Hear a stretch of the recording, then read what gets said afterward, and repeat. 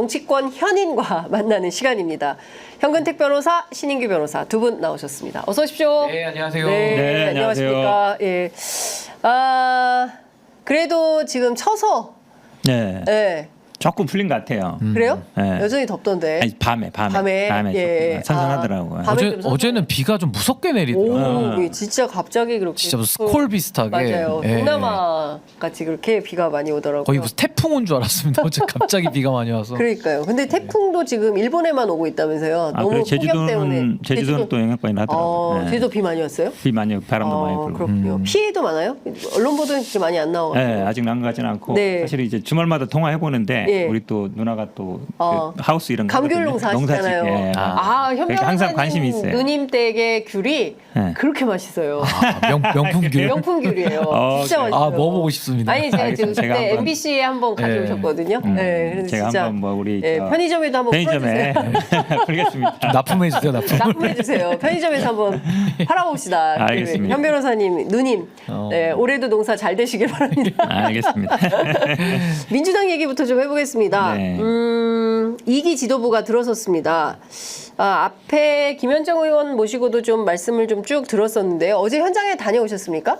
갔다 왔습니다. 분위기 어땠어요?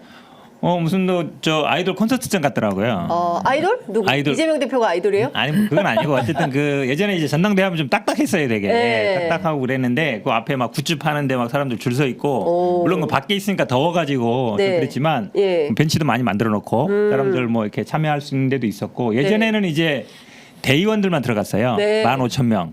우리 민주당이 항상 그 체조 경기장에서 20년째 맞아요. 하는 이유가 딱 대의원 15,000. 숫자에 맞춘 거예요. 네, 근데 네. 이번에는 이제 네. 대의원들 하지 않고 미리 신청한 사람들 5,000명하고 대의원들이 이렇게 들어가게 했는데 꽉 찼고 네. 그래서 되게 뭐 분위기 괜찮았던 것 같아요. 모자라가지고 옆에까지 옆에까지 들어 있고 그리고 또 더웠잖아요. 네. 그러니까 사실은 밖에 있으면 더우니까 네. 다들 이제 안에 들어가서. 네, 그렇죠. 들어가서 뭐 하여튼 축제처럼 즐긴 것 같아요. 네. 방금 속보가 나왔습니다. 이재명 대표 인선이 발표가 되고 있는데요. 사무총장의 김윤덕 의원 그리고 정책위 의장은 과연 유임할 거냐 말 거냐 말도 많고 뭐 그랬는데 진성준 의원이 유임이 됐습니다. 그리고 전략기획위원장에는 천준호 전 비서실장이죠.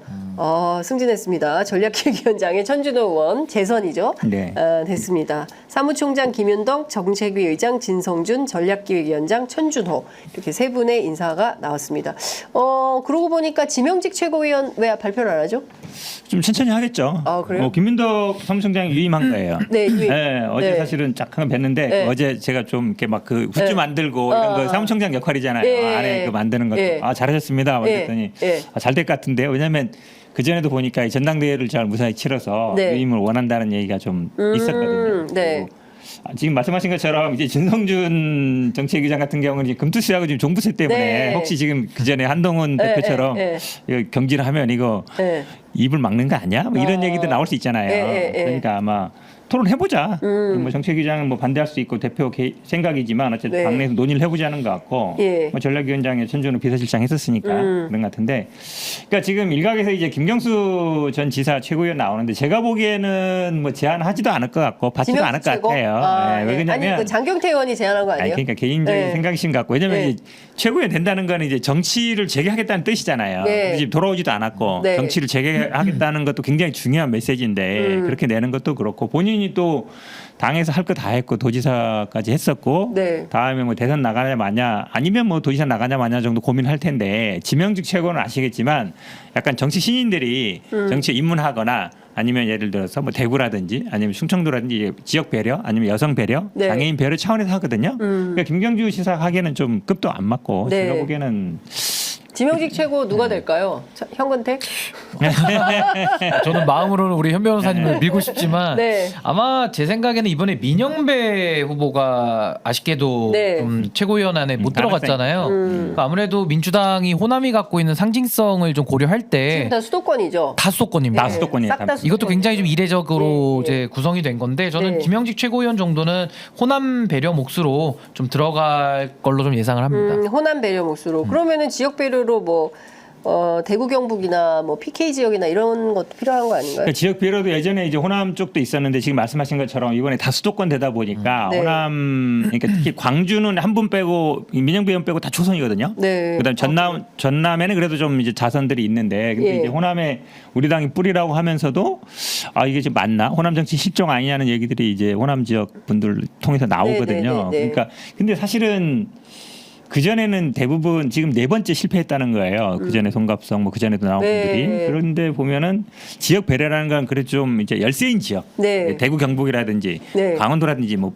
그다음에 약간 충청도라든지 전략적으로 네. 이렇게 됐었는데 사실은 호남을 전략적으로 배려할 필요가 있나 이런 생각이 들어요. 네. 왜 그러냐면 최고위원을 하고 나면 그 다음에 뭐 지방선거를 나가든지 국회의원 나가든지 좀 이름을 알렸어야 되는데 네. 호남에서는 그런 정도는 아니거든요. 자기가 최고위원을 안 하더라도 네. 경선을 통해서 이기면 뭐 의원을 달거나 네. 지자체를 할 수 있잖아요. 네. 그래서 저는 호남 이게 좀 조심스럽긴 한데 호남 배려할 필요 없다는 얘기는 아닌데 네. 그래도 약간 전략적으로 배려한다 그러면 예. 약간 열세 지역을 배려하는 게 예. 맞다라고 봐요. 그 정치부 정당 출입 기자들 사이에서는 민영배 의원이 이번에 최고위원 발판 삼아서 다음 지방선거에서 광주시장 그렇죠. 출마 네. 한다라는 설이 굉장히 유력했는데 어쨌든 이번에 최고위원에 들어가는 것은 실패를 했기 때문에 이후에 정치 행보가 어떻게 될지는 모르겠지만 어쨌든 지금 보면 전부 싹 다 김민석, 전현희, 한준호, 김병주, 이현주 서울 경기 지역 정치인들이에요. 그러니까 완벽히 그렇죠. 수도권 체제가 이재명 대표가 이제 인천이 지역구니까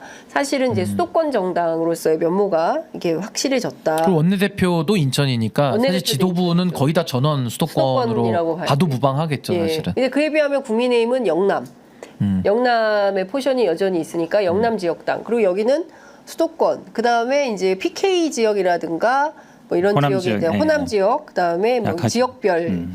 그리고 이번에는 또 여성이 두 분이 자력으로 네. 들어가셨어요. 전현희, 이현주 두 의원을 좀 분석해 볼 필요가 있을 것 같기도 하고요. 자, 2기 지도부가 무슨 역할을 좀 적극적으로 해야 된다고 보십니까? 근데 저는 사실 이번에 굉장히 특기할 만한 거는 이제 호남 출신이 빠지면서까지도 수도권 중심으로 재편이 됐다라는 게 상당한 의미가 있습니다. 왜냐면 앞으로 이제 지방선거나 대선을 앞두고 결국 수도권 싸움으로 최종으로는 귀결이 되는데 네. 거기서 이제 민주당이 상당히 더 우위에 위치에 서는 그런 인선이 다 된 것이고요. 네. 결국에는 이번에 정봉주 후보가 6위로 떨어진 거 이거는 뭐 굉장히 좀 충격적으로 받아들여질 만큼 어제 보도 다들 막 그 정봉주 탈락이 다 그냥 다 덮었어요. 덮었어요. 그냥. 예, 네. 그 정도였고 그리고 이제 전현희 후보가 2등으로 급부상한 부분 네, 요게 이제 네. 아마 굉장히 좀 특기할 만했던 포인트 같은데 저는 결과적으로 이제 2기 지도부의 과제는 좀 전 무겁다고 봅니다. 왜냐하면 이재명 대표가 그동안에는 스타 플레이어로서 좀 개인기로 돌파를 해왔다라면은 이제 2기부터는 뭔가 좀 감독 내지는 구단주의 위치에서 뭔가 좀 당을 좀 집합체적으로 좀 끌고 가야 될 책임이 일단 하나가 있고요. 네. 또 하나는 지금 윤석열 정부와의 관계에 있어서 탄핵이나 특검이나 국정조사 같은 정권을 견제하는 측면이 하나가 있고 또 하나는 수권 대한 세력으로서 인정을 받기 위해서 민생을 통한 어떤 협치나 이런 타협의 국면이 있는 거거든요. 이 두 가지를 어떤 우선순위 속에서 절묘한 조화를 가지고 이 지금 민주당의 거대 의석을 이끌어갈 것이냐 네. 여기에 대한 굉장한 좀 시험대에 올라왔다. 그래서 여기서 만약에 이재명 대표가 잘 해내면은 당연히 차기 대선에서는 매우 유리한 위치를 가는 것이고 만약에 여기서 좀 삐그덕거리는 모습이 나온다고 한다면은 이것도 굉장한 그 국민들이 좀 효능감 차원에서는 좀 더 문제 제기를 더 크게 할 수 있는 그런 여지도 좀 생겨 있다라고 저는 봅니다. 우리 네. 신인규 변호사님이 민주당 얘기는 저보다 더 잘해가지고 제가 할 필요 없는 것 같은데 네. 조금 추가하면 네. 사실은 이 정봉주 후보가 떨어지긴 했지만 우리 당의 이 전당대회 흥행을 굉장히 이끌었다라고 봐요. 왜 그러냐면 지금 전당대회 초기만 해도 관심이 없다. 당대표 정해져 있고 최고위원도 뭐 다 네. 정해진 거 아니냐라고 해서 관심이 없었는데 네. 어제 최종적인 투표율을 보니까 당원은 한 42%, 그다음에 대의원은 75%. 네. 그러니까 당원 투표율이 40%가 넘었어요. 우리가 처음에 뭐 20대 중반이다 막 이러면서 왜 이렇게 관심 없냐 이랬잖아요. 네, 맞아요. 근데 정봉주 후보로 영내에서 이 사람을 떨어뜨려야 된다, 딴 사람 붙여야 된다 엄청나게 논란이 되면서 40% 올린 거예요. 네. 그리고 우연인지 모르겠지만 오늘 네. 아침 그 리얼미터 조사를 보니까 정당 지지율이 많이 올랐어요. 많이 올랐어요. 국민의힘 많이 민주당. 떨어지고 예. 격차가 보니까 한 10% 이상 격차가 네, 났더라고요. 예. 그게 결국은 컨벤션 효과거든요. 그러니까 국민의힘은 한동훈 전당대회 컨벤션 효과가 이제 사라진 거고 네. 민주당 어찌 보면 이제 컨벤션 효과가 나타난 거죠. 그렇죠. 물론 그게 긍정이든 부정이든 간에 네. 어쨌든 관심을 끌었다는 면에서 정봉주 후보의 그래도 역할은 있었다라고 봅니다.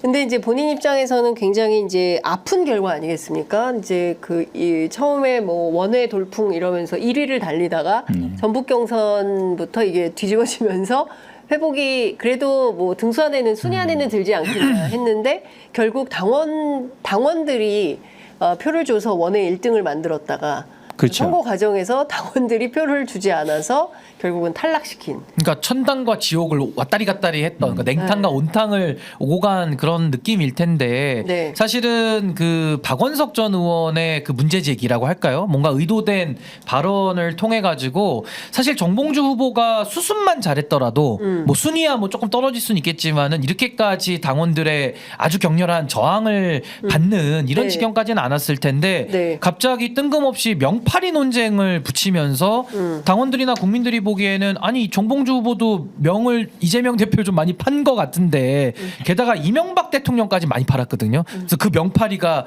이명박 대통령 팔이 아니냐 막 이런 얘기까지 나올 정도로 본인도 명파리 많이 했거든요. 근데 막판에 그 박원석 전 의원의 그 의도된 그 국면에 대해서 본인이 수습을 하면서 넘어가야 되는데 그 위기 관리를 해야 되는데 갑자기 더 큰 싸움을 붙이면서 뭔가 이렇게 반명표를 더 흡수하려는 전략 아니야라는 생각이 들 정도로 굉장히 좀 의도된 전략을 썼는데 저는 그거 매우 잘못된 패착이었다. 그러니까 과거에는 정치인들이 좀 머리를 굴려가지고 판을 뒤집는 게 가능했는데 지금은 네. 당원들이나 대중들이 이끌어가는 힘들이 더 세지고 있거든요. 그런 거에서 조금 착오가 있었던 거 그러니까 아닌가라는 완전히 생각이 들어요. 그 전략적인 오판. 오판과 전략의 미스죠. 네, 오판과 전략의 미스였다. 현 변호사님, 저도 그렇게 봐요. 우리 네. 신윤기 변호사가 더 잘한다니까. 네. 예. 왜 그러냐면 민주당 전략 그렇죠. 지금 그 기자회견을 한 게 지금 이제 명파리 기자회견을 한 게 월요일이었고 그 당시에 네. 남아 있던 게 서울하고 그 다음에 그 대의원 투표하고 그다음 국민 여론이 남아 있었거든요. 그러니까 서울이랑 고개를 합치면 서울이 사실은 21만 명인데 한 10% 정도 돼요. ALS 표까지 하면 10% 조금 넘고 그다음 대의원 14%, 여론조사 30%면은 한 50 정도가 남아 있었던 거잖아요. 54 정도가 남아 있었던 건데 아마 여론조사에서 본인이 앞설 수 있다라고 생각한 것 같아요. 여론조사는 우리 인지도로 보니까. 네네. 근데 여론조사도 아시겠지만 기본적으로 당원과 지지자거든요. 네. 그리고 일반 뭐 여론조사 응하는 분들 대부분 지지자들이 많아요. 거의 비슷하게 나왔더라고 보니까 네, 일반 네. 여론조사랑 예, 예. 대의원이랑 예. 대의원들도 정치 고관여층이잖아요. 예. 그러니까 아마 5위는 할 수 있을 거로 생각했던 것 같은데 근데 그거를 어느 정도 당원들이 요구했던 거는 뭐 인정하고 사과하고 네. 죄송하다고 해라라고 했는데 그걸 안 서울 하고. 대회에서도 계속 명파를 얘기하고 어제도 계속 그 얘기하고 네. 그러니까 SNS에서는 약간 뭐 미안한 듯한 얘기했는데 막상 현장에서나 지금 실제 발언은 그렇게 안 했거든요. 네. 그게 제가 보기에는 패착이었던 것 같고 저도 사실은 모르는 분이 아니니까 제가 뭐 직접 얘기하면 화낼 것 같고 이러니까 다른 분들 옆에 주변 사람 통해서 네. 좀 사과하시고 당원들한테 미안하다 하고 네. 뭐 실언이었다 그리고 네. 뭐 이게 개인적 사적 얘기 아니냐라고 하면 될 것 같은데 너무 좀 아닌 것 같다고 얘기했는데 잘 안 됐던 것 같아요. 그러니까 저는 요게요. 김두관 후보는 하나회, 그러니까 당원들 하나회에다가 네, 네, 비유하는 네. 발언과 예. 정봉주 후보가 명팔이라고 했던 거는 물론 이제 정치인들을 지목한 거라 조금 다를 수는 있겠지만은 맥락은 전 되게 유사하다고 보거든요. 그러니까 결국에는 이재명 대표 체제가 확장성이 떨어진다라는 비판은 저도 하고 있고 많은 언론에서도 제기하고 있는 문제예요. 오늘 이 시간까지도 아마 제기가 되고 있을 텐데 거기에 대해서 이재명 대표와 생각을 달리할 수도 있는 것이고 어떤 전략적으로 이 방향이 맞다라고 좀 긍정적으로 제시하면서 그런 우려를 갖고 있는 당원들과 국민들의 마음을 흡수하는 거는 올바른 전략이라고 저는 봐요. 근데 그게 아니라 오히려 문제 제기를 하는 그러니까 박원석 전 의원으로부터 시작된 아주 돌발 상황에 대해서 당원들은 당연히 걱정하고 우려할 수밖에 없잖아요. 네. 문제 제기를 하고 있는데 갑자기 뜬금없이 A를 묻고 있는데 B를 대답하는 그렇죠. 약간은 이거 한동훈 방식이거든요. 그래서 이런 식으로 소통을 하다 보니까 네. 문제 제기하는 사람도 답답하고 또 답도 시원하지가 않고 이러면서 수습이 안 되니까 그냥 당원들이 결심하자. 그냥 네. 6위권으로 떨어뜨리자라고 해서 오히려 다른 후보들이 수혜를 보는 약간 이런 결과가 좀 반사적으로 크게 작용했던 거 아닌가. 결국은 이현주 후보가 제일 이익을 본 편이에요. 네. 왜냐하면 서울에서 6위를 했잖아요. 네. 그러니까 사람들이 떨어질 수 있겠다는 생각을 했는데 그게 표가 분산되면 안 되니까 뭐 이현주라든지 그 당시에 이제 이현주가 6위였잖아요. 네. 이현주라든지 아니면 뭐 전현이라든지 이런 사람 찍어주자라고 약간 몰아준 거예요. 집단지성 차원에. 그러니까 전봉주는 떨어지고 그러니까 정봉주 후보를 떨어뜨리기 위한 전략이었던 그렇죠. 거네요. 왜 그러냐면 네. 김민석 찍은 사람 김민석 찍으면 네. 사실은 정봉주 후보는 그렇게 영향이 없거든요. 네. 근데 만약에 5위나 뭐 4위에 있는 사람들이 올리면 네. 정봉주 후보는 떨어지게 돼 있잖아요. 예. 그런 면들이 제가 보기에 막 SNS에서 돌고 예. 이러니까 그런 게 아마 좀 판단에 영향을 미친 것 같아요. 말씀 주신 대로 이현주 후보가 12.30, 정봉주 후보가 11.70, 0.6% 차예요. 0.6% 차이로 정봉주 후보는 탈락하고 이현주 후보는 이제 그렇죠. 꼴찌로 네. 이현주 지도부에 후보가 입성하는. 정봉주 후보의 제일 혜택을 봤다라고 봐야 돼요. 그러니까 완전 이게- TV가 엇갈린 상황이네요. 그러니까 이게 굉장히 절묘하잖아요. 그러니까 네. 1인 2표기 때문에 네. 김민석 후보 지지했던 분들도 아마 전략적 선택을 했던 걸로 보이거든요. 네. 그렇게 해서 어찌됐든 간에 정봉주 후보를 6위로 떨어뜨리고 6위였던 이현주 후보를 어쨌든 위로 끌어올렸기 때문에 참 이런 부분은 굉장히 집단지성이 작동을 했고 뭔가 빠르게 네. 일사불란하게 정보가 퍼지면서 뭔가 딱 그 기조 자체가 당원들이 딱 설정이 되면서 그대로 결과가 나온 거라서 네. 전 굉장히 이 부분은 좀 놀랍게 좀 봤습니다. 이게 왜 그러냐면 서울대가 있었고 일주일이 지났잖아요. 네. 서울이 저 토요일 날 있었고 네. 그다음에 일주일이 아니라 하루 만에 한 거잖아요. 근데 서울에서 이거 확 뒤집어지니까 네. 그 당원들이나 이분들이 이게 정봉주 후보가 안 될 수 있겠다라는 생각을 많이 한 거예요. 네. 그러니까 확 움직였거든요. 그러니까 온라인 투표는 사실은 ARS 투표 같은 거는 이제 어제 한 거거든요. 예, 대의원도 예. 어제 한 거고. 예. 그러니까 거기에 영향을 많이 미친 거죠. 그러니까 사실 이제 신 변호사님 분석을 들어보면 전략적으로 이른바 이제 반명 혹은 친문에 기대어서 뭔가 판을 뒤집어 엎을 수 있겠다라고 생각을 했는데 실제로 대의원이나 여론조사에서 그만큼 안 나온 거다. 그렇죠. 네, 오히려 그러니까 친문이나 소위 이제 비명들도 정봉주 후보를 안 찍었다 이렇게 볼 수 있는 거잖아요. 그러니까 친명, 비명, 뭐 친문 이런 표보다는 네. 제가 보기에는 아마 여론조사에서 인지도를 믿었던 것 같아요. 인지도. 지금 왜냐면 처음에 1위 했던 것도 뭐 친명이냐 아니냐보다는 정봉주 후보 모르는 사람이 없잖아요. 다 알잖아요. 그렇죠. 당원들도 알고. 예. 근데 아마 아니 40년 민주당이잖아요. 그러니까 그리고 네. 이제 여론조사 마지막 30%가 남아 있었기 때문에 이걸 아마 제가 보기에 좀 믿었던 것 같아요. 네. 네, 왜냐하면 대의원은 사실 당원들보다 더 어찌 보면 약간 정치적이고 이게 반응을 하기 때문에 대의원 네. 표를 믿었던 것 같지는 않고 서울표도 마찬가지고 서울표도 어차피 경기도표랑 비슷하게 나올 거란 말이에요. 네. 결국은 여론조사에서 좀 이제 어느 정도 좀 승부를 걸었지 않았나 보는데 그게 제가 보기에는 안 통했던 것 같아요. 네. 근데 어제 저도 이제 그 커뮤니티 사이트 쭉 돌아가 보면서 이제 좀 들여다봤더니 그 정봉주 후보에 대한 어떤 애잔한 마음, 뭐 그리고 그놈의 입이 문제다 이렇게 걱정하는 이제 그런 분들 시각도 있고 또 한편으로는 또 이현주 후보에 대해서 비토하는 그런 흐름. 그러니까 과거에 이현주 그렇죠. 후보가 이승만 뭐 기념사업회 뭐 이승만 기념관 건립 추진위원회에서 뭘 역할을 맡았던 것들 뭐 이런 내용들이 이제 올라오면서 서로 또 막 공방을 하더라고요. 그래서 누가 오르냐 내가 오르냐 뭐 이런 게 있는데 저는 첫 번째로 만약에 박원석 전 의원을 만나서 이재명 대표가 대통령이 되면 안 된다라고 얘기를 했는데 왜 그런지에 대한 설명을 했어야 되는데 그 얘기는 전혀 없고 갑자기 명파리 얘기를 뭐 암덩어리를 제거해야 된다 이러니까 이게 안 맞잖아요. 그러니까 이런 주장을 하고 그에 합당한 설명을 뭐 했다면 모르겠는데 이제 그런 내용이 없이 넘어가니까 사실 민주당 당원들은 엄청 이게 높잖아요. 그렇죠. 수준이 정치력이.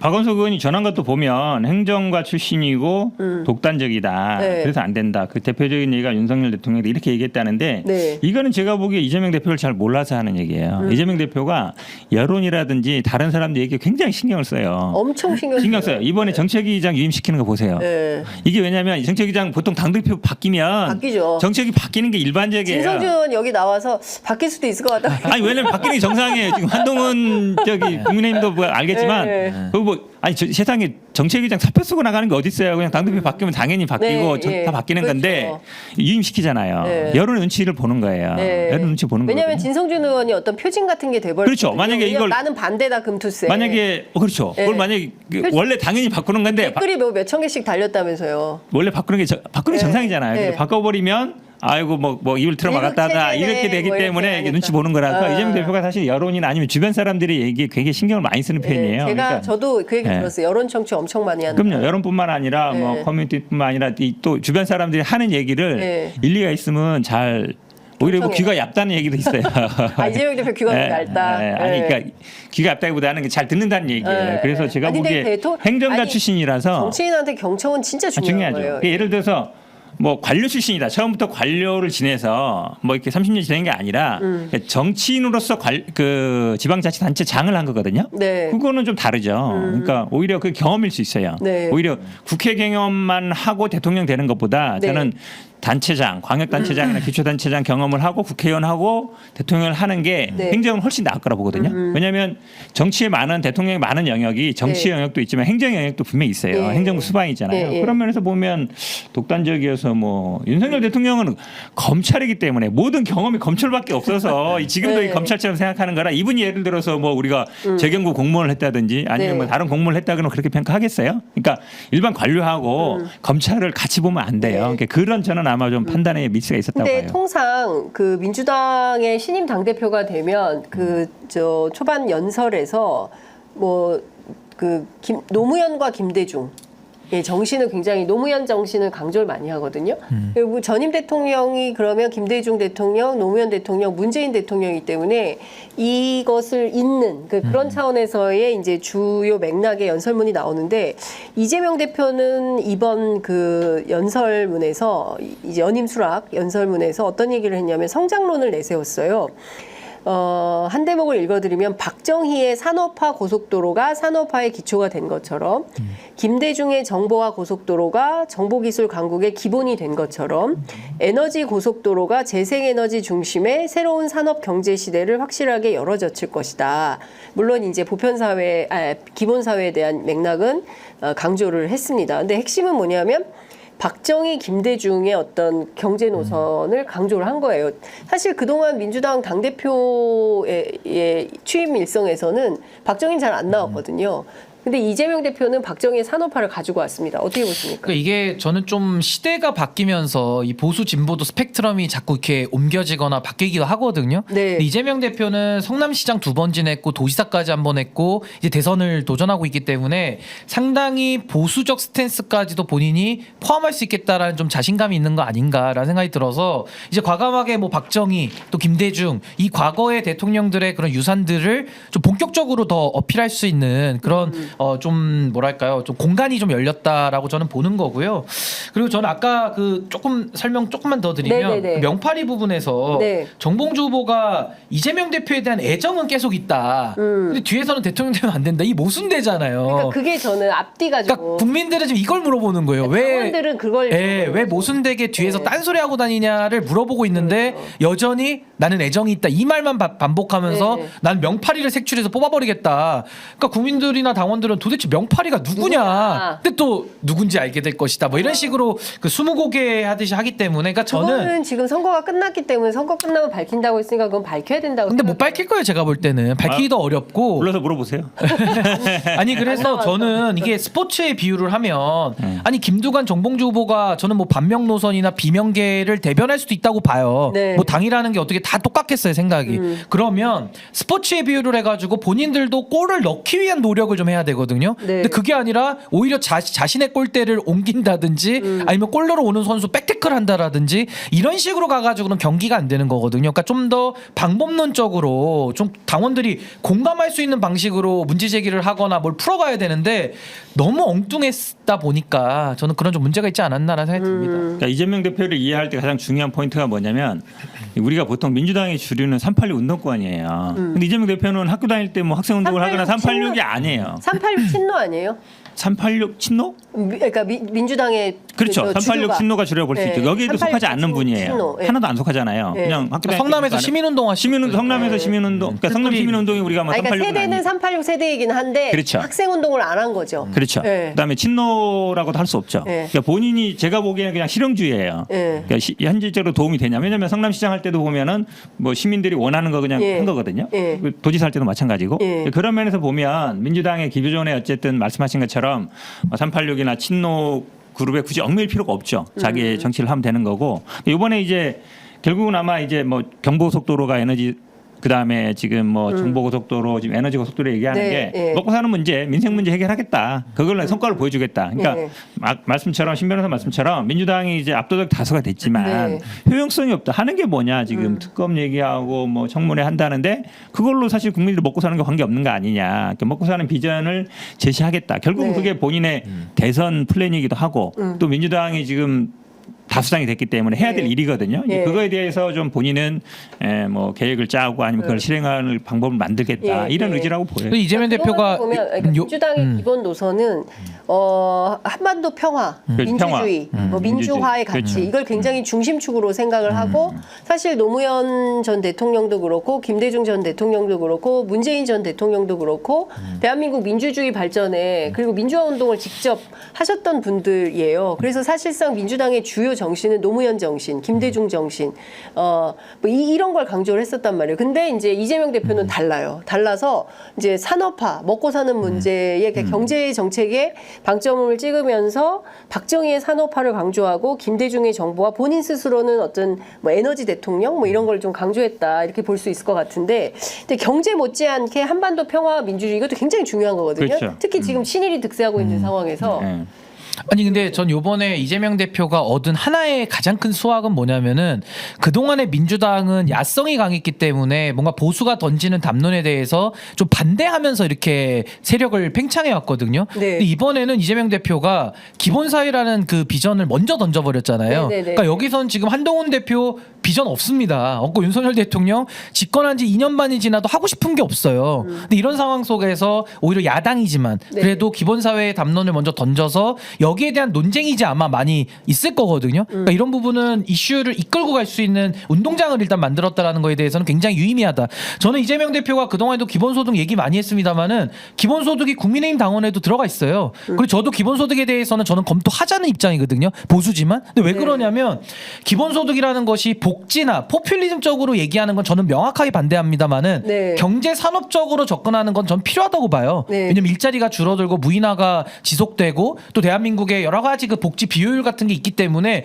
이걸 기본소득으로 저는 사회 구조를 바꾸자라는 차원에서는 전 충분히 논의해야 되고 앞으로도 도입될 가능성이 전 높다고 저는 보는 입장이기 때문에 이런 생각을 갖고 있는 보수들도 있습니다. 그러니까 이재명 대표가 그런 미래 아젠다를 선점해서 아까 에너지 그리고 기본사회를 먼저 던져버리면은 여기에 대한 논쟁에서 상당히 좀 좋은 우위를 점할 수가 있고, 다만 이재명 대표가 비판받고 그동안 신뢰를 잃었던 것은 기본소득 하겠다 그러고 대선 앞두고 비판 가해지니까 또 안 하겠다고 철회하고 그렇죠. 오락가락하는 행보를 많이 보였거든요. 그러니까 이런 것만 논리적으로 탄탄하게 왜 해야 되는지를 경제산업적 구조로서 설명을 한다 그러면은 전 공감 받을 수 있는 여지는 꽤 많을 것이다. 그럼 전 다음 대선에서의 화두도 마치 우리가 과거에 무슨 무상 논쟁했듯이 네, 네. 이제 기본 사회를 놓고 우리가 한번 논쟁해 보자라고 하면은 한국 사회가 뭔가 하나의 담론을 또 제기할 수 있는, 전 이런 부분에서는 이재명 대표가 상당히 이건 좀 잘한 부분이다라고 생각이 듭니다. 그러니까 과거에는 사실 이랬거든요. 우리가 산업화냐 민주화냐 가지고 엄청나게 논쟁을 했어요. 그러니까 김대중 정부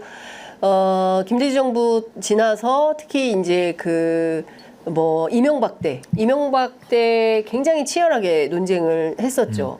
그럼 산업화는 사실상 보수정당, 박정희는 보수정당의 어떤 상징처럼, 그 다음에 민주화, 김대중은 또 민주당의 상징, 이렇게 해서 이제 양분돼서 논쟁을 했었는데, 이재명 대표는 산업화의 박정희와 민주화의 김대중을 본인이 어떤 정치의 어떤 그 아젠다로 삼으려고 하는 거 아니냐. 지금까지 새로운 근데 접근법이다. 저는 사실은 꼭 뭐 산업화는 보수당, 뭐 민주화는 민주당이 했다는 거는 어느 정도 맞는 말이지만 약간 이견도 있어요. 네. 왜 그러냐면 김대중 정부가 집권했을 때는 IMF였거든요. 그렇죠. 굉장히 이제 구조조정이라든지 실업 문제, 물론 이거는 외부에 주어진 외생변주예요. 스스로 한 건 아니지만, 그래서 그거를 사실을 돌파하는 과정에 굉장히 많은 희생도 따랐죠. 네. 물론 정부화도 만들었고. 그러니까 노무현 대통령도 굉장히 실용주의로 갔어요. 한미 FTA 했잖아요. 그때. 그렇죠. 그때도 사실은 이게 굉장히 이 진보 진영에서 반대가 많았어요. 근데 맞아요. 결국 지금 보면 잘했다는 거잖아요. 그러니까 그런 걸 아마 저는 이재명 대표도 좀 꿈꾸고 있지 않나라고 봐요. 이게 약간 양분되는 게 아니다. 근데 이제 아마 이재명 대표는 이 부분을 저는 고민할 것 같아요. 그러니까 미국과의 관계를 어떻게 할 거냐. 네. 저는 아마 미국 지금 대선이 굉장히 이제 요동치고 있어서 맞아요. 예. 트럼프가 되면 굉장히 변동이 심하지만 해리스가 되면 기존 체제 유지할 거라 보는데, 그러니까 어떤 식으로든 간에 미국 대선에 우리가 관여할 수는 없잖아요. 네. 네. 근데 미국을 방문한다든지 아니면 미국의 어쨌든 우리 뭐 싱크탱크라든지 그런 부분들하고 고민을 할 것 같아요. 한미 왜냐하면 관계를 어떻게 가져갈 거냐. 그렇죠. 네. 왜냐하면 지금 그 부분이 지금 윤석열 대통령 틀에서 지금 북한과의 관계 전쟁이 해결 안 되고 있고 네. 결국은 저는 아마 미국과의 관계가 중요하거든요. 북한과의 관계도 네, 결국은 네, 네. 뭐 북한도 우리 보면서 하는 거 아니잖아요. 미국 보면서 하는 거기 때문에 미국 대선에 예의 주시하고 있는데 네. 뭐 우리 당내 지금 정동영 의원도 장관을 했었고 네. 그다음에 뭐 이종석 장관, 뭐 문정인 교수 이런 분들이 있어서 어떤 식으로든지 간에 미국과의 관계 아니면 저는 뭐 방문도 가능할 수도 있다고 봐요. 왜냐하면 고민할 네, 거 가봐야죠. 같고 예. 그렇죠. 왜냐하면 네. 지금 대선 끝난 다음에 만나기 되게 힘들어요. 예. 사실은 그렇잖아요. 예, 예. 대선 전이면 오히려 뭐 양쪽을 만날 수도 있는 거고 네. 의견 제시도 할 수 있는 거잖아요. 지금 뭐 해리스 대통령은 뭐 지는 했기 때문에 기존의 윤석열 정부를 그대로 이어갈 수도 있겠죠. 물론 이제 야당 지도자를 뭐 미국 정부에서 뭐 만나게 주겠습니까? 아니면 뭐 대통령이 만나지 않겠죠, 당연히 밑에 뭐 실무자들 만날 수 있을 텐데, 근데 싱크탱크 같은데 만날 수 있거든요. 한 번도 그 정치에 영향을 많이 미치는 싱크탱크가 몇 개 있잖아요. 네. 그래서 그런 부분을 아마 좀 고민할 것 같아요. 그러니까 사실 지금까지 윤석열 정부의 대외 정책이라는 것은 친일 노선 말고는 특별히 설명될 게 별로 없잖아요. 그러니까 그렇죠. 한미일 안보 협력을 하고 근데 이게 도대체 누구의 국익을 위해서 하는 건지에 대해서 국민들이 이제 다 대체로 판단을 하고 있는 거기 때문에 이 문제에 대해서도 좀 새로운 접근법이나 이런 게 필요하다. 그런 차원에서 이재명 대표가 신임 당대표로서 방미해서 뭐 방미당 같은 걸 꾸려가지고 그렇죠. 직접 가서 예컨대 싱크탱크하고 그다음에 각 캠프의 주요 전략가들을 만날 수 있는 거잖아요. 저는 뭐 필요하다고 해리스나 봐요. 트럼프를 만나면 수 좋죠, 더. 있으면 만날 네.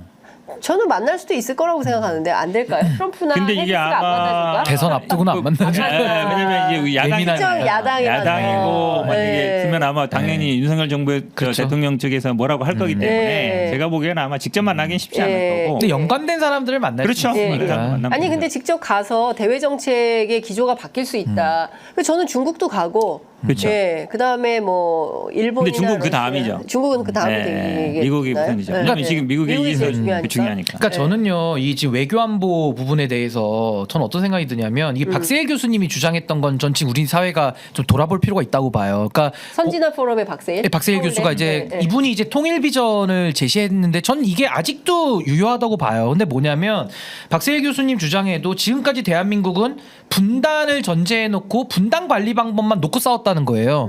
보수는 강경, 네. 진보는 평화, 유화. 예. 그러니까 이 두 가지만 놓고서는 분단을 전제해 놓고 분단만 관리하는 데에만 신경을 썼기 때문에 보다 더 적극적으로 통일에 대한 비전을 적극적으로 내세우면서 이걸 주도하는 세력은 없었다라는 거죠. 전 그런 게 좀 나와줘야 된다고 보는데 그러면 통일에 대한 비전을 통해서 정말 우리나라 사람들부터도 지금 통일하자마자 논란이 많은데 네. 통일을 하자라는 쪽으로 저는 국론을 좀 모아갔으면 하는 생각이 일단 있는 거고 통일을 하자. 통일하자 쪽으로. 그리고 저는 이게 우리 헌법에도 나오는 얘기니까 네네. 우리 헌법에도 통일을 하도록 돼 있잖아요. 그럼 여기에 대해서도 비전을 만들어주고 또 하나는 국제 정치적으로도 지금 한미일 공조를 전 해야 된다는 입장입니다만은 윤석열식으로 하다 보면은 그냥 신냉전으로 가버리는 거잖아요. 네. 한미일과 북중러가 나눠버리면 그렇게 되면은 세계에서 전쟁이 일어나더라도 한반도가 화약고가 돼가지고 우리는 피해만 보는 건데 그게 아니라 대한민국이 통일에 대한 담대한 비전을 가지고 조금 더 이 신냉전 체제를 깨는 네. 신냉전 체제를 깨고 나와서 오히려 이 동북아시아의 이 안보 균형을 좀 우리가 주도하는 쪽으로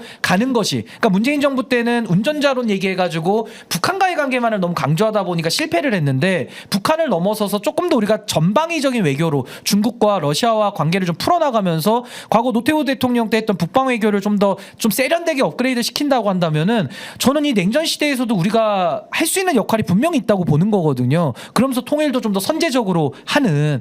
그래서 전 이렇게 되면은 보수나 진보가 국익에 도움이 되는 통일이라 그러면 반대할 명분이 없잖아요. 그러니까 이런 식으로 좀 더 좀 안보 문제를 적극적으로 좀 가져갔으면 하는 생각이 좀 있어가지고 이거는 전 박세일 교수님의 그 통일 비전은 좀 지금 와서는 우리가 좀 더 곱씹어볼 부분들이 좀 많이 있다라고 저는 생각을 합니다. 저도 사실은 동의해요. 그러니까 미국 다음은 저는 아마 이게 개인적인 의견입니다. 당연히 네. 전혀 논의 안 되고 그냥 네. 뇌피셜인데 유럽이나 우크라이나 방문 그 다음도 괜찮다고 봐요. 왜냐하면 지금 우크라이나 전쟁이 굉장히 약간 전환기를 맞고 있거든요. 왜냐하면 사실은 이게 약간 러시아가 어쨌든 침략한 건 맞잖아요. 네. 그리고 우크라이나는 자위적으로 하는 것이고 서방의 모든 세력들이 다 지원하면서 싸우고 있기 때문에 러시아의 관계가 우리가 우크라이나를 지원한다고 해서 뭐 러시아의 관계가 깨지거나 그렇지는 않다고 봐요. 네. 기본적으로 할 부분이 있어서 결국은 지도자가 되려면 이렇게 전 세계적인 문제 우리가 미국이나 중국, 일본에만 너무 얽매일 필요는 없다고 보거든요. 그래서 뭐 좀 그런 부면에서 보면은 국방위 활동하는 것도 그렇고 외교안보 이번에 아마 김병주 최고가 된 것도 보면 민주당 입장에서는 굉장히 다행이에요. 외교안보 전문가가 우리 당에 굉장히 필요하거든요. 맨날 네. 빨갱이라고 공격하고 있으니까 네, 이제 이런 네. 부분이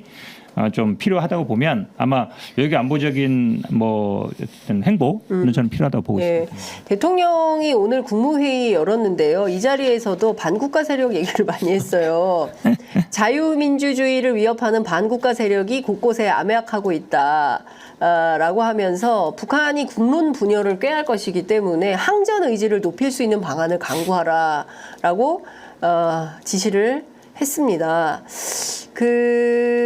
유독 전쟁 얘기를 많이 했습니다. 북한은 개전 초기부터 왜 갑자기 이런 얘기를 하는지 모르겠는데 오늘 국무회의에서 말씀드린 대로 반국가 세력이 곳곳에 암약하고 있고 북한은 개전 초기부터 이들을 동원해서 폭력과 여론몰이, 선전, 선동, 국민적 혼란을 가중시키고 국론 분열을 꾀할 것이다.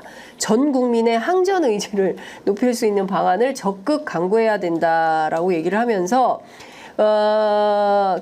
오늘 을지 연습 3박 4일 동안 실시가 되는데 국가 비상사태 시 정부 대응 태세를 점검하는 차원에서 이 을지 연습이 마련이 됐다는 것이고요. 현재 우리는 전 세계에서 가장 무모하고 비이성적인 북한의 도발과 위협을 마주하고 있고 북한 정권은 주민들의 비참한 삶을 외면한 채 핵과 미사일 개발에 몰두하고 있고 이런 주장을 했습니다. 뭐 이제 전체 뭐 국가 중요 시설에 대한 뭐 등등 얘기를 좀 했는데요. 기본적으로 지난 8.15 광복절 경축사에서도 마찬가지고 사실상 통일보다는 이게 북한을 상대로 선전포고한 거 아니냐, 자유의 북진을 주장했다라는 평가가 나오고 있고 이것은 91년 노태우 정권이 했던 남북 기본 합의서의 상호체제 존중, 내정 불간섭, 비방 중상 금지, 파괴 전복행위 금지를 제기한 기본 노선을 다 파기했다라는 비판이 좀 나오고 있는 상황입니다. 대통령 왜 이렇게 격앙돼 계세요? 그러니까 물풍선 때문에 그런가? 경로가 너무 쌓여서 뭔가 이렇게 뇌파가 지금 반대로 돌고 있는 느낌 아닌가 싶은데 아니 광복절 기념사에서도 사이비 지식인이 뭡니까? 사이비 지식인이 누굴 얘기하는 거야? 사이비 지식. 얘기하고 있나? 아니 솔직히 얘기해서 사이비 지식인이라고 하면은 뇌물 아니라고 우기는 사람들이 사이비 아니에요? 그렇죠. 그리고 바이든 날리면 국면에서 귀가 이상하게 들린다라고 주장하는 사람들이 사이비라고 저는 보는데 네. 어쨌든 윤석열 대통령이 사이비 지식인을 척결하겠다라고 얘기한 연장선상에서 오늘은 좀 더 확대돼가지고 이제 반국가 세력 또 얘기하거든요. 작년에 얘기했던 거 또 얘기하는 그러니까 공산전체주의를 이제 이름만 바꾼 건데 그러면 반국가 세력은 놔두면 안 되잖아요. 저 암약하고 있다면서요. 그럼 그 사람들을 빨리 잡아야죠. 네. 잡아서 처벌을 해야죠. 그렇죠. 근데 그런 건 없으면서 계속 군불만 떼어오고 반국가 세력이 누군가 있는 듯하여 우리 사회가 비상이고 그러니까 북한과 싸울 항전 의지를 갖추자. 이거는 전 윤석열 대통령이 이제 국내 정치를 스스로 극복할 능력이 없다라는 본인의 자각을 통해서 의도된 비상, 그러니까 의도된 비상 상황을 가지고 뭔가 국내 정치를 돌파해 보려는 의도 아니야? 불순한 의도 아니야? 이런 생각이 드는 거예요. 그런 과정에서 북한을 이용하고 오히려 일본도 이용해서 일본을 우리 국내 정치를 정리하는 용도로 일본을 좀 끼어들려고 하는 거 아닌가? 그러니까 저는 별의별 생각이 다 들면서 네. 도대체 국내 정치를 극복할 수 없는 무능한 대통령이 오히려 시선을 바깥으로 돌리기 위한 그래서 전 일본과도 좀 이렇게 이해되지 않는 행동들을 많이 하잖아요. 네. 그러니까 이런 것들이 뭔가 국내 정치를 돌파해보고자 하는 대통령이 좀 엇나간 의도 아닌가. 전 북한과도 마찬가지로 저는 봅니다. 예전 같으면 이제 이런 얘기한 다음에 이제 탁 무슨 공안 대책회의 만들어가지고 그다음 간첩단 간첩단 딱 사건. 하고 무슨 뭐 확 전시해가지고 뭐 북한에서 넘어온 물건 군인이 나와가지고 막 설명하고. 해야 되는데 이제 잡을 간첩이 없을 거예요. 이제 북한 실정 다 알고 있잖아요. 네. 인권이 저렇게 문제돼 있고 그다음에 아니 우리가 뭐 핵 문제돼 체제 경쟁에서는 있는데. 완벽하게 이겼죠. 아 그럼요. 네. 그렇기 때문에 사실은 누가 북한을 탈북이 지금 3만 명이 넘었어요. 네. 북한 오신 분들이. 그러니까 간첩단 사건 이제 만들 수도 없을 북한 거다. 꽃집이 취재한 게 네. 2000년대 초반이에요. 그렇죠. 예. 그때는 한참 이제 막 고난 행군 지나고 95년에 나서 대기근 이후에 그렇죠. 고난의 굉장히 행군. 많이 그렇죠. 많이 넘어왔죠. 맞아요. 요즘은 오히려 많이 줄었죠. 오히려 많이 줄었어요. 지금 많이 줄어서 그렇게 안 통할 거다. 그리고 국민들이 이제 알아요. 오늘 풍선 저런 거 왜 보내지? 옛날 같으면 뭐 삐라 갖고 오면 얼마 준다 그러고 막 신고하라 이러는데 이제 안 통해. 저런 거 보낸다고 네. 이제 뭐 너무 그게 안 되잖아요. 그러니까 북한은 그냥 자기들이 그냥 할 게 없으니까 하는 거라서 이제 국민 다 알거든요. 네. 북한 이렇게 뭐 친북 세력, 반북 세력 세력, 뭐 반국가 세력 얘기해봐야 네. 또 저러나 뭔 얘기하나 철진한 얘기하나 이렇게 생각하지. 아이고 지금 위기다 네. 이렇게 생각하지 않아. 그러니까 윤석열 대통령이 광복절 기념사에서도 자유만 50번 얘기했다는 거 네, 아니에요. 네. 거의 자유 중독이고 국민들 귀에는 거의 고막에 피날 지경이에요. 아, 자유 얘기도 적당히 해야지. 그러니까 네. 자유만 맨날 외치고 하다 보니까 지금 네. 윤석열 대통령의 머릿속은 자유당 시절로 지금 회복돼 소급된 거 아니냐. 이승만 대통령 시대에 뭐 나는 공산당이 싫어했잖아요. 네. 그걸 지금 2024년도에 하려고 하니까 네. 이게 통하겠냐는 거예요. 그러니까 네. 빨리 간첩이 있고 반국가 세력이 있으면은 그거 알고 있다는 얘기니까 빨리 잡으세요. 네. 빨리 잡고 이 얘기 그만하시고 네. 대한민국의 지금 시급한 문제들 빨리 좀 해결하기 바랍니다. 아니 댓글에 지금 북한 간첩에서 이제 일본 간첩 걱정해야 돼. 간첩법 빨리 바꿔가지고 지난번에 뭐 일본 간첩 한동훈 장관 얘기했잖아요. 간첩법 적국이랑 바꿔야 외국으로 된다고. 바꿔야 된다고. 간첩을 하면 되겠네. 빨리 바꿔야 돼요 이거. 네. 빨리 바꿔서 대응해야 되는데 왜냐하면 지금 그 친일이 너무 많아요. 그 사실 어떻게 보셨습니까? 김태호 안보실 1차장이 중요한 건 일본의 마음이다. 나 이게 진짜 대박. 중일마. 예? 그러니까 사실은 이게 본심을 드러낸 거라고 봐요. 와, 그러니까 이거 일본의 눈치를 본다는 얘기잖아요. 네. 일본을 신경 쓰고 일본의 네. 마음을 본다. 일본 마음 뻔해요. 일본의 마음은 1번. 언제나 우리 한반도 먹나. 1번이니까 안 해요. 2번. 우리가 뭐 잘못했어. 예전에 우리가 못 살고 그러니까 잘 살게 해준 거지. 우리가 근대화 시켜줬는데. 근대화 시켜주고 잘 살게 해주고 철도 그전에 놔주고, 도로 우리가 안 깔아주고. 먹었으면 러시아가 먹었을 텐데 뭐 이럴 거란 말이에요. 미국이 먹었을 텐데 그 생각일 거예요. 그러니까 우리한테 예를 들어 이 얘기 말씀처럼 뭐 사과 반성을 해서 이거에 대해서 뭐 피로감이 있다. 이거야말로 일본 언론이 맨날 하는 얘기예요. 일본의 보수 언론이 맨날 하는 얘기잖아요. 우리가 몇 번 해야 되냐. 네. 할 만큼 했다. 네. 다 알잖아요. 예. 그냥 어쩔 수 없이 예. 생색내기로 네. 그때 그냥 8.15 때만 잔시하는 걸로. 근데 이런- 그마저도 지금 할 필요가 없다는 얘기잖아요. 왜 그런 요구 안 했다 그러니까 그마저도 하면 안 된다는 건데. 아니 대통령실에서 일본이 수십 차례 사과해서 피로감이 많이 쌓였다. 무슨 피로감이요? 그 사과를 했다라고 생각해요. 우리는 다 그냥 마지못해서 네. 무슨 뭐 통석의 여민이 온갖 이상한 네. 말을 드러내면서 했잖아요. 네. 그동안 하나만 한 말들을 했기 때문에 제대로 하라는 얘기잖아요. 그게 무슨 피로감이 있어요. 아니 독일은 가면은 네. 90세대 노인네들도 다 가서 무릎 꿇게 하고 네. 처벌한단 말이에요. 네. 그렇게 못할지라도 지도자들이 꼭 망언을 하고 야스쿠인 신사도 공물 바치고 우리도 이번에 피해자들하고 8.15때또 하고 기시다가 공물 그렇게 하지 바쳤지 말라는 않습니까? 건데 네. 그런 얘기도 못하면서 역사 일본의 왜곡하고. 마음을 국민들 마음 뭐가 돼요? 국민들 마음은 뭐 야 우리가 우리나라에 사는지 일본 나라에 사는지 지금 이게 헷갈릴 지경이잖아요 지금. 아니 솔직히 집에 네. 강도가 들어와가지고 힘겹게 그 강도를 때려잡고 물리쳤는데 그 강도가 잘못했다고는 하면서 또 그 다음날 우리 집 앞에 칼 들고 서성이면은 그 괜찮습니까? 그러니까 일본은 사과를 했다라고 하지만은 사과한 다음에 지금까지 행동이 안 바뀌잖아요. 그렇죠. 그러니까 우리는 사과도 당연히 요구를 더 해야 되지만 왜냐면 진정성이 없으니까 그 이후에도 사과 이후에도 일본이 잘못된 행동들을 반복하면 우리는 그 행위에 대해서 지적을 해야 되는 거예요. 잘못됐다라고. 근데 그 지적하는 걸 포기합니다. 그러더니 지금 정부에서 외교안보를 책임지고 있는 당국자가 중요한 건 일본의 마음이다. 아니, 중요한 게 국민의 마음이지 어떻게 일본의 마음이 될 수 있습니까? 그러니까 저는 김태효 부류의 사람들에게 저는 꼭 이 말씀 드리고 싶은 게 그렇게 일본이 좋으면은 그냥 본인들이 일본에 가면 돼요. 일본에 가서 귀화를 하든지 그거 본인의 자유 아닙니까?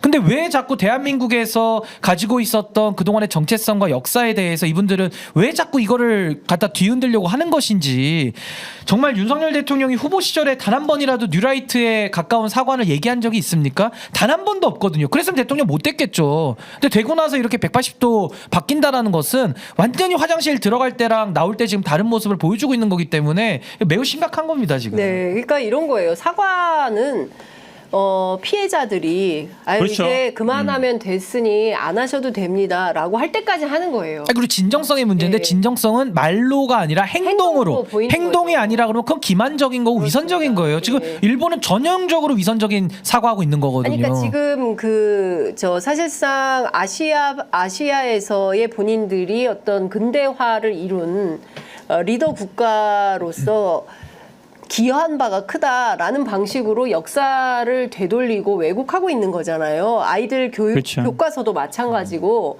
독도 문제도 그렇고 동해를 일본해라고 하고 뭐 이런 문제들에 대해서 여전히 해결되지 않는 거예요. A급 전범들이 합사되어 있는 야스쿠니 신사에 기시다가 공물 복납하고 기시다 이후에 유력한 총리 후보자들도 앞다퉈서 다 가서 참배하지 않습니까? 그러니까 이런 것들을 눈뜨고 보면서도 우리가 그냥 얼마나 그동안 마음이 없는 사람을 억지로 다그쳐서 사과를 받아낼 때 그게 과연 진정한가? 마음이 없으면 사과 안 받아도 되는 거예요? 그러니까 일본에 보시면 알겠지만 일본에 우리가 굉장히 볼 때 이중성을 많이 얘기한단 말이에요. 네. 앞에서 하는 행동과 뒤에서 실제로 하는 행동이 다르다. 네. 그리고 굉장히 고개 숙이고 죄송합니다 얘기하고 하지만 실제로 뒤에 보면 아닌데 우리한테는 그것조차도 안 하는 거잖아요. 보통 일본 뭐 겪어보시면 알겠지만 앞에서는 막 인사하고 뭐 죄송합니다 막 스미마셍, 얘기해요. 스미마셍. 이렇게 하는데 그조차도 안 하는 거예요. 네. 그 말은 뭐냐면 내시면 전혀 할 생각이 없다는 거예요. 그렇죠. 근데 우리가 뭐 요구하거나 아니면 미국이 이제 자꾸 뭔가 이제 잘 지내라고 하니까 이제 하는 척하는 거거든요. 일본의 사람들 만나본 분들은 우리에 대한 태도나 자세가 하나도 안 바뀌었다는 걸 대부분 알아요. 엄청난 경쟁심이 그럼요. 있고 사실 그 문재인 정부에서 우리가 경제력도 올라가고 그다음에 GDP도 올라가고 그다음에 그 군사력도 올라가니까 제일 걱정한 게 일본 지식사회였잖아요. 그쵸. 이러다가 정말 한국이 우리를 추월할 때 우리 어떻게 할 거냐. 못 견디는 거거든요. 그러니까 한국의 G7에 부상을. 초대받고 막 이랬을 때 네. 굉장히 일본이 이제 예, 방문했는데 왜냐하면 알레르기 반응 보이지 GDP도 많이 이제 거의 따라붙었고 예. 생활 수준이라든지 이런 걸 보면은 일본이 굉장히 우리보다 뒤쳐져 있어요. 그렇죠. IT 마찬가지고 맞습니다. 맨날 가면 지금도 IT 후진국이잖아요. 아이고 팩스로 뭐 지원받고 뭐 아유, 이러잖아요. 그러니까요. 그다음에 저 등본 떼러 지금 동사무소 가고 지금도 그런단 말이에요. 전자화 안 돼 있거든요. 휴대폰 하나로 다 됩니다. 한국은. 저 현금 쓰고 그래요. 저 아직도 현금 카드를 잘 쓰고 안 카드 써요. 잘 안 맞아요. 쓰고. 네. 근데 사실은 이게 되게 후진적인 저도 거예요. 이제 일본이. 윤석열 저 문재인 정부 때 우리나라에 그 일본 기자들이 굉장히 많이 와 있어요. 많이 와 있어요. 예, 그리고 무슨 외국인 뭐 저 언론인 포럼에 보면 대부분 일본 기자예요. 네. 그리고 이분들이 한국어를 되게 잘해요. 네. 그때 당시 느낀 게 문재인 정부가 빨리 이제 바뀌었으면 좋겠다. 이거를 굉장히 많이 물어보더라고요. 네. 그러니까 그리고 윤석열 대통령이 어떤 사람인지에 대해서도 그리고 어떤 걸 갖냐에 대해서 그러니까 기대는 이거죠. 지금처럼 되길 바란 거예요. 한국이 확 접고 들어오기를. 네. 근데 그런 거를 이분들은 사석에서는 그러니까 뭐 여론 있는데 얘기 안 하는데 개인적으로 또 만날 때가 있잖아요. 친해지고 이러면 아주 노골적으로 얘기해요. 본심을 드러내고 네. 그거에 보면서 이분들이 그냥 기자로 와 있나 아니면 무슨 염탐꾼으로 와 있나 이런 생각도 들더라고요. 일본 기자들은 사실 그런 게 없어요. 제가 2005년에 북경에서 9.19 육자회담이 있었거든요. 그때도 상당한 성과가 있었던 회담인데 오죽하면 당시에 그 외교부 당국자가 외국 기자들을 다 내보내고 문 걸어 잠그고 한국 기자들만 상대로 비공개 브리핑을 백부를 해줬어요. 왜냐하면 너무 막 정보를 특히 갖다가 일본 기자들. 네, 그러니까 맞아요. 그리고 그때 다오이타이 앞에서 밤샘 기자들이 일본 기자들이에요. 일본 기자들이 한반도 문제에 대해서 엄청나게 관심이 많습니다. 우리 사실은 남북 관계가 중요한 현안이기 때문에 북한 기자, 한국 기자들이 가서 밤새야 되는데 일본 기자들이 밤새요. 한국 정치에도 굉장히 관심이 많아요. 관심 많아서 네. 한국 정치인이나 한국 뭐 정치와 관련된 분들이 있으면 먼저 저도 아무도 아니잖아요. 저 네. 현대의 대변이나 이런 걸 했었는데 먼저 연락이 와요. 네. 뭐 들어보고 싶고 네. 내부 사정 들어보고 싶고 네. 또 아는 사람 통해서 연락 오고 굉장히 그러니까 말씀처럼 그러니까 일본 기자들이 우리 한반도 문제 아니면은 이 남북 문제에 대해서 굉장히 관심이 많고 사실은 그게 저는 뭐 정보원 역할도 하는 것 같아요. 느낌상으로 보면 그런 느낌이 들더라고요. 네. 그러니까 중요한 것은 일본의 마음이 아니라 중요한 것은 한반도의 운명을 누가 어떻게 가져갈 거냐. 저는 주체적인 생각이 있어야 되는 거예요. 저는 이제 한반도 운전자론을 그래서 저는 지지를 했고 아니 여기 그냥 우리가 얼마나 외세 침입이 많았습니까? 한반도 역사에서. 그렇죠. 예. 그리고 그때마다 의병 신의병 예, 의병이 조직이 돼가지고 나라 지키려고 얼마나 많은 분들이 독립운동의 역사, 항일운동의 역사를 쓰고 이 나라를 여기까지 발전시켜온 거 아니겠습니까? 사실 아시아에서 한국만큼 이렇게 저항의 역사 뭡니까 시민운동의 역사를 써온 나라가 없습니다. 그게 이제 지정학적 위치상 네. 뭐 대륙과 그다음에 해양 세력과 이게 영향을 받기 때문에 그런데 우리가 유의할 건 이런 거죠. 모든 분들이 다 얘기하잖아요. 중국이 우리를 그렇게 수백 번 침략했어도 직접 통치하거나 이러지는 않았어요. 대부분. 몽고 때도 보면 어찌 보면 약간 부마국으로 이제 어느 정도 네. 자치권 인정해준 형태였단 말이에요. 물론 뭐 만주족도 저러와서 뭐 거의 뭐 몰살시키기도 하곤 했지만 직접 통치하지는 않았거든요. 근데 유일하게 직접 통치를 하거나 이걸로 했던 건 일본이에요. 우리 구조상 그렇고 일본이 항상 뭐 대륙을 진출할 때 한반도를 거쳐가려고 그렇습니다. 했으니까. 그러니까 일본에 대해서는 우리가 어떤 식으로든 간에 견제하지 않으면 우리 위치상 이거는 뭐 제도의 문제가 아니에요. 북한도 마찬가지고 우리도 마찬가지인데 일본과의 관계는 우리가 항상 견제를 하고 선을 듣고 우리가 항상 이렇지 않으면 어느 순간에 바로 넘어갈 수 있거든요. 근데 그런 부분들에 대해서 일본의 마음을 해사리고 일본을 뭐 염두에 두고 일본과 잘 지내야만이 뭔가 우리가 뭐 미국화 이게 결국은 이제 미국의 틀 안에 있는 건데 미국의 잘 지내려면 일본과 잘 지내야 된다. 이게 엄마대로 얘기하면 윤석열 정부의 기본 어떤 네, 이게 정책이잖아요. 근데 그게 과연 맞느냐? 저는 뭐 그건 절대 아니라고. 그러니까 이제 많이들 말씀하시는 게 이제 남은 건 독도밖에 없지 않느냐. 네. 그러니까 독도도 내년에 이제 일본과 수교 정상화 60주년 맞아서 뭐 진짜 뭐 너무 상상 이상의 짓들을 지금 하고 있기 때문에 이건 뭐 친일이 아니라 거의 매국의 진입 단계에 왔다고 저는 봐요. 너무 심각하기 때문에. 근데 이런 식으로 하다 보면은 국가라는 게 연속성이 있기 때문에 다음 정부가 누가 들어오더라도 이거 굉장히 관리하기 힘들어지는 거거든요. 그러니까 윤석열 정부가 너무나도 강하게 일본 쪽으로 계속 일본 클릭을 하고 있기 때문에 이게 나중에 가서 차기 정부에도 굉장한 부담이 될 것이다. 그리고 우리가 얻는 게 아무것도 없잖아요. 그러니까 이게 지금 뭐 하고 있는 거냐라는 질문을 할 수밖에 없는 거죠. 지금. 여기서 이제 가장 중요한 게 결국은 미국이에요. 미국. 이게 아마 미국 입장에서는 윤석열 정부가 굉장히 이쁠 거예요. 왜냐하면 뭐 사실은 일본하고 잘 지내라. 그러니까 네. 일본한테 숙이고 들어가서 어쨌든 일본 중심으로 요 아시아 태평양 이 구도를 짜고 싶은 건데 그게 완벽하게 부응하는 거잖아요. 그거는 미국이 제가 보기에 민주당 정부든 공화당 정부도 비슷하다고 봐요. 우리는 그동안 그건 아니다. 일본과 우리가 풀어야 될 문제가 있다. 그리고 일본이 이걸 해결해야 된다. 그래야 우리가 일본과 어느 정도 잘 지낼 수 있다. 이게 기본 기조였잖아요. 네. 그걸 완전히 허물어 버린 거거든요. 그걸 다시 돌리려면 지금 신 변호사 말씀처럼 미국이 굉장히 이제 노할 수가 있어요. 아니 뭐 다 해결되는데 그거 왜 이제 와서 또 긁고 네, 긁어부스럼 만들어. 긁어부스럼 아니 만들어. 그때는 그렇게 얘기했잖아. 정리했잖아. 이렇게 네. 하잖아요. 정리했는데 이제 와서 그래 이렇게 될 수 약속을 안 지키는 대한민국. 그렇죠. 이런 프레임을 그렇게 갈 수 세우는 있어요. 거죠. 그건 그러니까 아베가 했던 거 아닙니까? 민주당 정부 그러니까 미국이 민주당 정부여도 마찬가지예요. 그렇습니다. 그 부분이 제가 보기에 굉장히 이제 곤란한 지점이 될 수 있어요. 우리 입장에서. 어떻게 의병을 다시 조직을 좀 신 변호사님. 아 근데 정말 못 참겠어요. 그러니까 일본과의 관계를 지금 김태효 네. 차장도 아니 중요한 건 일본의 마음이라고. 아니 그럼 일본표 얻어가지고 대통령 된 거예요? 그게 아니잖아요. 그러니까 대한민국의 대통령이. 관료예요. 전국자예요. 진짜. 그러니까 저런 말을 서슴지 않고 공개적으로 한다는 것 자체가 네. 정말 이 정부의 나사가 풀려도 너무 심하게 풀려 있다라는 거고 네. 결국 이게 다 국익 문제잖아요. 그러니까 일본과의 관계를 윤석열 정부처럼 거의 무슨 하수인 비슷하게 거의 무슨 글로벌 호구 비슷하게 했던 대통령은 역대 없었거든요. 그러니까 이런 식으로 하는 것은 정말 대한민국에 정말 불가역적인 그런 상처를 입히는 일이다라고 저는 생각을 합니다. 저는 뭐 계속 대통령실에서 계속 방송에 나와서 얘기해줬으면 좋겠어요. 우리는 대통령이 계속 윤석열 대통령이 왜 저러지 이렇게 생각했잖아요. 네. 다들 의심을 하고 있었잖아요. 김태우 차장이 분명히 이 판을 짜고 있을 거야. 이런 인식을 만들어주고 이거 판을 짰을 거야 생각하잖아요. 네. 본인이 나와서 얘기하잖아요. 그렇게. 그래서 사실 이렇게 해야 되거든요.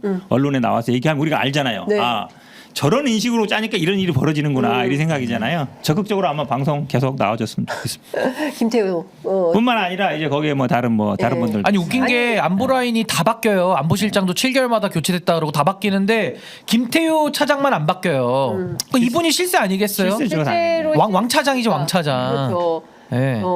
그래서 그냥 실세로 있고 사실상 바지 사장 비슷하게 안보 그러니까 바지 실장들 앉혀가지고 교체하면서 네. 했다.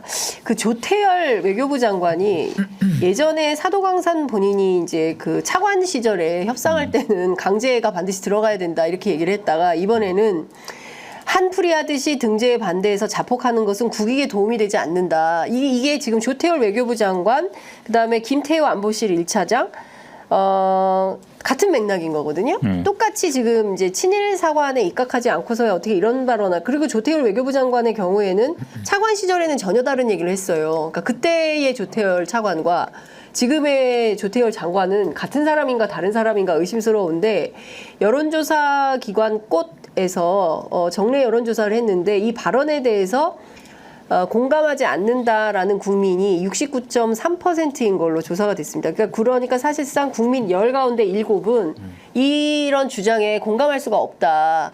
그러니까 윤석열 정부의 외교 노선, 특히 사도광산의 강제 동원의 이 워딩조차도 넣지 못하는 방식으로 협상한 것에 대해서 동의할 수 없다라고 반박하는 국민들이 상당히 많다. 이렇게 볼 수밖에 없는 거 아니겠습니까? 그렇죠. 아니 사실 뭐 다 이해 알고 있잖아요. 우리나라가 반대하면 등재 자체가 안 되는 안 거예요. 되는데 전원 이걸 합의체는. 해준 거예요. 그렇죠. 포기한 거잖아요. 네. 권리를. 네. 사실은 우리가 일본에 대해서 이 정도 유리한 카드를 갖고 있는 경우가 거의 없어요. 네. 대부분 뭐 미국의 힘을 빌리거나 아니면 어쩔 수 없는 경우 하기 때문에 정말 유리하게 우리가 그나마 가질 수 있는 카드를 포기해버리는 거잖아요. 네. 저는 이해가 안 가요. 아니 사도광산이 유네스코 등재하고 말든 우리가 뭔 상관이에요? 우리가 계속 아니 이거 해라. 안 하면 못해 라고 했으면 등재 안 되는 거잖아요. 네. 이렇게 유리한 카드도 이렇게 그냥 아이고 뭐 이해해주고 이런다 그러면 앞으로 무슨 협상을 하겠어요. 일본 입장에서는 아유 저런 것도 그냥 포기해버리네. 그럼 우리가 일본 입장에서는 한국을 배려할 필요가 없어. 네. 고민할 필요도 없고 유일한 카드도 그냥 저렇게 써버리는데 네. 저는 참 이해하기가 힘들어요. 그러니까 일본에 말도 안 대한 완전한 그 굴복적인 태도를 지금까지 꾸준히 견지해오고 있고 이게 지금 뭐 한두 건 갖고 우리가 이러는 게 아니잖아요. 광복절 기념사에도 일본에 대해서 반성과 사과를 촉구하는 게 단 한마디도 들어가지 않았고 3년 내내 거기다가 뉴라이트 인사들 싹 다 지금 들어가고 있죠. 거기다 후쿠시마 오염수도 뿌려줬죠. 강제 동원에 대해서도 대법원 판결 다 무시했죠. 라인 사태 있었죠. 이번에 사도광산까지 너무나도 차고도 넘치는 매국의 증상들이 보이고 있어요. 이게 위헌 여부가 어떻게 될까요? 아, 뭐 위헌으로 따지면 이건 위헌 정도가 아니라 위헌 할아버지 되는 거죠, 사실은. 근데 이제 이걸 가지고 사실 헌법재판소에 지금 탄핵이나 이런 거를 우리가 고려하기가 상당히 이게 외교에서 이런 대통령이 없었기 때문에 전례가 없으니까 상당히 이게 지금 주목을 못 받는 거지. 냉정하게 나중에 윤석열 대통령 탄핵소추안 만들어진다 그러면 이것도 한 꼭지로 들어가는 거예요. 네. 국익을 그 헌법 66조에 보면 네. 대통령은 영토 수호의 의무가 있어요. 네. 근데 지금 독도에 대해서까지도 지금 독도 훈련도 안 하고 네. 이거 내년까지 지켜봐야 되겠지만은 나중에 가서 진짜 독도를 뭐 일본과 같이 관리하자 이래버리면 그냥 국민들 다 들고 일어날 것 같거든요. 제가 볼 때는. 근데 실제로 한미일 안보 협력 체제라는 게 한미일 안보 프레임워크라는 게 사실상 그렇게 갈 가능성이 굉장히 높다는 거잖아요. 그러니까 말도 안 되는 건데 네. 지금 김태효 차장의 이런 인식을 가지고 뉴라이트들 지금 하는 걸 보면 그러고도 남을 것 같다라는 위기감과 불안감이 국민들이 드는 겁니다. 이제 남은 건 독도밖에 없다는 얘기들을 하거든요. 딴 건 다 포기를 해가지고 그러니까 이렇게 일본과의 관계를 맺는다는 거는 완전히 국익에 해로운 일이기 때문에 정말 대통령 무슨 뭐 가처분 권한만 있다 그러면은 이거 외교행위 중지 가처분 하고 싶어요 진짜. 네. 그게 안 되니까 문제지만은. 제가 학계에서 제보를 받은 바에 따르면 8월 30일 날 네. 우리나라 교과서 고등학교 역사 네. 교과서가 나오는데 뉴라이트 계열 교과서가 있다는 거예요. 검정 교과서 네. 가운데. 그럴 때 또 한번 뒤집어지지 않을까. 근데 그러겠네요. 지금 교육부가 확인을 안 해주고 있어서 제가 계속 국사편찬위원회, 그 뒤에 뭐 한국과학중앙연구원, 동북아제도 이런 게 이제 대표적인 역사 기관이잖아요. 국사편찬위원. 국사편찬위원 네, 중요하죠. 네. 거기에서 예전에도 우리 저 박근혜 정부 때도 그 있었어요. 얘기 있었잖아요. 역사교과서 논란 역사교과서 있었어요. 논란 있었잖아요. 그때 뒤집어진 거예요, 그렇죠. 사실은. 제가 보기엔 아마 그렇게 또 시도할 가능성이 높죠. 지금 왜냐하면 그 독립기념관장도 저렇게 끊임없이. 얘기해도 사퇴 안 하는 거 보면 뭐 제가 보기엔 아마 근데 그게 저는 사실은 이게 윤석열 대통령도 뭐 아버지인가요? 근데 일본에서 뭐 공부도 하고 이래서 네. 그런 부분이 저는 굉장히 공부성장 학생이라고 했죠. 그렇죠. 네. 영향을 받는 것 같아요. 어릴 때부터. 왜냐하면 그게 영향이 있을 수밖에 없거든요. 우리가 뭐 미국도 많이 가고 유학하지만 유학생들을 그 장학금을 주고 보내는 이유가 네. 아주 어릴 때부터 그 인식을 심어주는 거거든요. 네. 그런 게 제가 보기엔 뿌리 깊지 않고서는 우리나라 일반적인 국민들의 정서로는 받아들일 수 없는 것들이 벌어지고 있어요. 네. 근데 그런 부분들을 지금 뭐 법적인 걸 떠나서 이거는 우리 나라의 정체성과 관련된 일이잖아요. 그리고 이런 부분들을 흔들고 있다는 것 저는 참 이해하기 힘들어요. 그렇죠. 네. 그러니까 참 좀 숭일 혹은 친일적 사관을 갖고 그것을 본인 스스로 그렇게 가질 수는 있다고 생각해요. 개인적 경험에 따라서.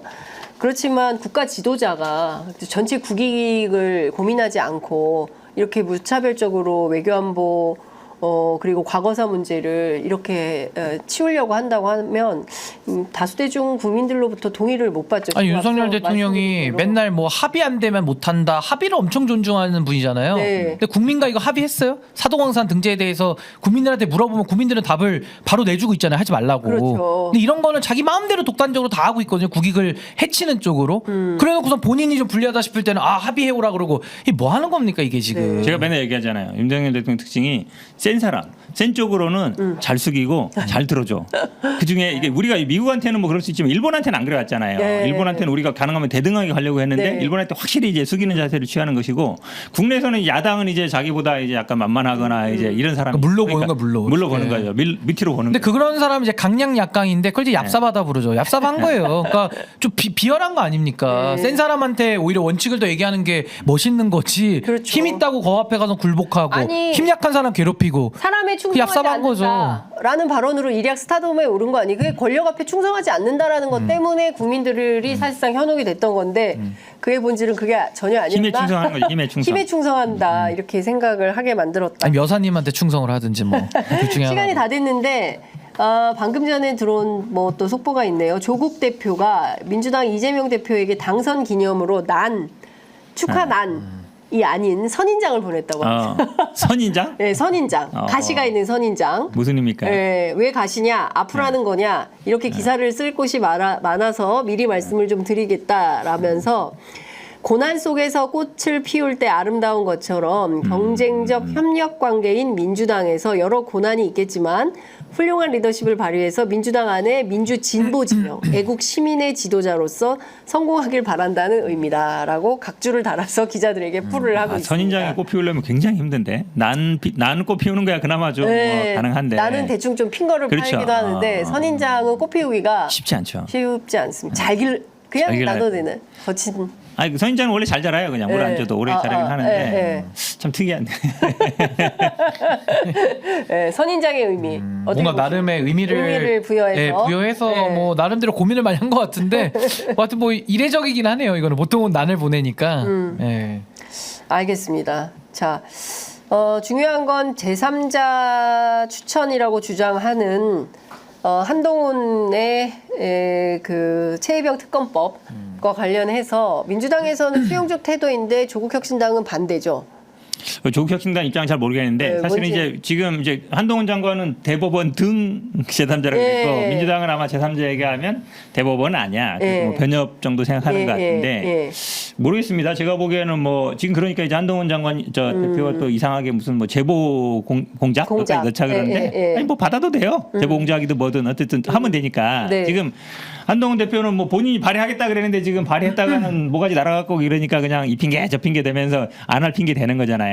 근데 저는 뭐 제보 공작 아니라 제보 공작 하랍이라도 네. 추천할 건 다 하면 된다라고 네. 보고 결국은 이 추천 어떻게 할 거냐 부분인데 우리 뭐 신 변호사 뭐 여러 번 했지만 뭐 제3자라는 게 꼭 뭐 대법원 변협만 있는 건 아니거든요. 뭐 다른 기관이 있을 수 있는 거라서 다양한 어쨌든 시도는 해볼 필요 있다. 근데 대법원은 제가 보기에는 아닌 건 확실한 것 같아요. 그렇군요. 그 나라사랑님께서 우리 집 선인장 꽃 잘 피워요. 죄송합니다. 네, 제가 옛날에 실패 경험이 있어가지고. 아니 근데 저는 요 특검에 대해서는 저는 지금 국면이 완전히 지금 산으로 가고 있다라고 저는 보고 있는 입장인데 네. 왜냐하면 특검이라는 거는 2번, 3번 못 합니다. 딱 하면 그냥 단 한 번이고 끝나면 이제 끝나는 거거든요. 매우 중요한 문제인데 저는 이 특검 문제, 최혜병 관련된 특검을 협상과 타협의 수단으로 쓰는 것 자체가 전 일단은 정의의 문제를 어떻게 타협할 수 있느냐라는 근원적인 문제 제기가 있는 거고 또 하나는 정치 기술적으로 보더라도 한동훈이라는 사람의 말을 신뢰할 수 있나요? 네. 그러니까 매일 말 바꾸고 지금도 특검하자 그래가지고 박찬대 원내대표가 약간 양보한 거잖아요.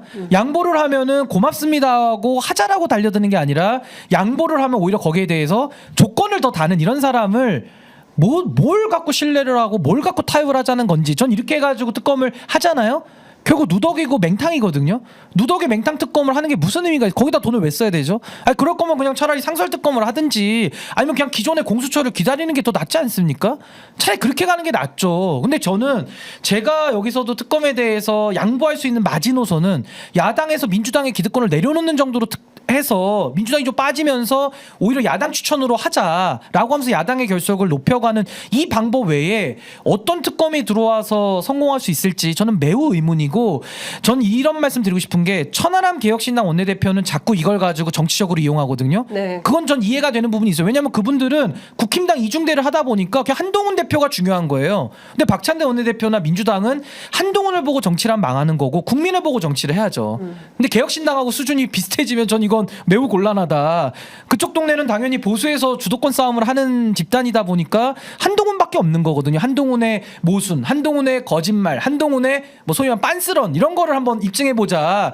아주 그 수준 낮은 정치하고 있는 거거든요. 근데 민주당은 오히려 중심을 잡고 저는 국민 대다수를 더 품어서 더 설득하는 쪽으로 가서 원래대로 정상적인 특검을 관철시키는 게 민주당의 역할이지 개혁신당하고 약간 비슷한 스탠스를 비추는 모습은 저는 좀 매우 안타깝고 전 실망하시는 국민들도 많으실 것 같아요. 그러니까 조금 근데 얘기하면 삼자 민주당이 뭐 특검까지 지금 뭐 가요? 개혁신당까지 뭐 개혁신당 눈치 보는 건 전혀 아니고 네. 근데 개혁신당이 굉장히 좋아하고 있어요, 한동훈 지금. 장관 저 대표가 어쨌든 대법원 등 제3자 특검을 얘기했기 때문에 네. 우리 민주당 입장에서는 특검을 하는 게 중요한 거예요. 그러니까 제3자 받을 수 있다 했을 때 지금 한동훈 대표가 이렇게 나오면 결국은 당내에서도 지금 입장 못 펴지만 여론의 지지도 못 받거든요. 네. 본인 스스로도 왜냐면 한 말 있잖아요. 본인이 발의하겠다고 했는데 발의를 못 하고 있잖아요. 그런 부분이 민주당 입장에서는 어쨌든 약간 시도를 해볼 필요가 있죠. 물론 저도 한동훈 대표가 장관이라 그러네.